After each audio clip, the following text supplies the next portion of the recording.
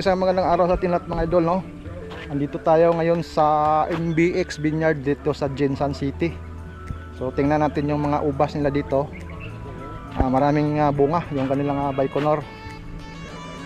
So ito yung hitik sa bunga, Baikonur ang malakas. So daming kan dito. Daming variety, pero ito lang yung muna yung nakauna. Pinabunga nila ito kasi meron silang preparation, mayroong mga bisita nga darating. So ito yung kanilang pangkuan sa bisita nila kasi tinatarget nila yung mga nagpapabox kanila para mayroon silang ipakita o mayroon silang demo dito sa kanilang farm. So Baikonur ito mga idol. So napakaganda ng Baikonur dito sa MBX Vineyard. So gustong pumunta dito, pwede kayong mag taga Jensan o hindi man taga Jensan, nandito lang yan sa Upper Tumbler, Jensan City, sa ibabaw ng part ng airport, International Airport. So ito Baikonur. Ito ata Everest. Tingnan natin si Everest. Ito Everest to. So malalaki yung biri talaga ng kanilang Everest. Maganda rin pang si Everest, pang commercial. Kasi malalaki yung bunga ng Everest. So ito Everest din to. Yan. Ito lang yung pinabunga nila mga idol, no. Kung makikita nyo muna, ito yung Everest, yung pinakamalaki na malaki talaga yung bottle, yung biri ng Everest. So maganda yan. Kung makikita nyo dito, parang napakaganda ng tanawin dito mga idol. Ang ladami ng mga bunga ng kanilang mga ubas. So doon may mga bagong tanim, mix, merong Jupiter at saka mga ibang variety, mga rare variety nila. So ito lang yung makita muna natin ngayon, yung kanilang Baikonur, you know?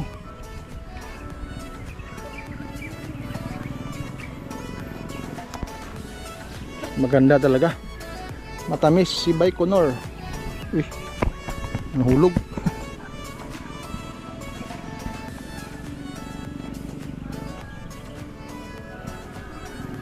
So kung makikita nyo, malaki na yung trunks ng kanilang ubas.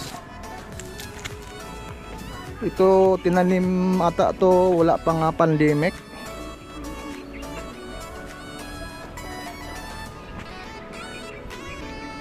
So marami pa silang tinatanim, nagre-replant, nagre-rehab sila ng kanilang mga area kasi maraming nalalamig sa ulan siguro.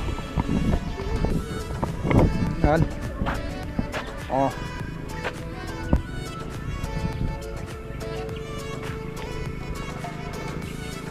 Dito tayo, Yan.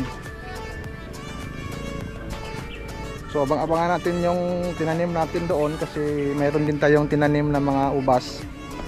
So i-update natin sa inyo yon. At least nakakuha tayo ng mga idea dito sa kanilang farm.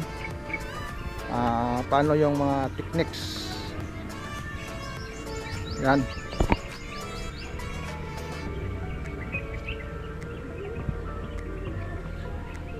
Kasi maraming techniques yung pagtatanim ng ubas. Mayroong mga idea.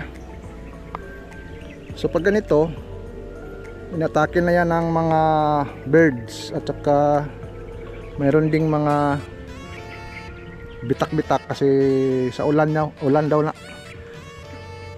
daw yung mga bitak-bitak. Ito malalaking cluster din to. Mayroon silang ina-apply ng mga pang pakinis ng balat.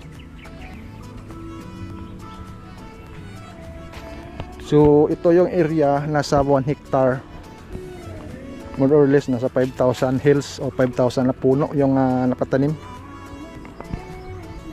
So marami-rami din, pero iba-ibang stage yung kanilang pagtatanim.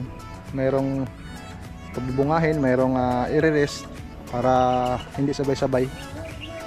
Yun yung technique para maganda, para hindi tayo maubusan ng mga bunga.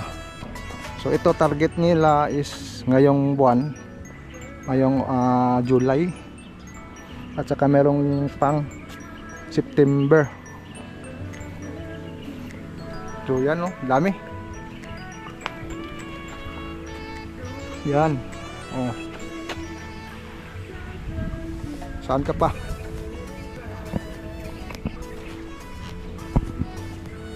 So napakadami itong punuan na to. Tingnan nyo, medyo matanda na. Yan. Oh. At ito yung medyo maliit lang yung puno, pero napakaraming bunga mga idol, oh. Ilang bunch? Nasa 10, 10 mahigit. Yan, oh. Daming bunga. Oh. So yan lang po na mga idol.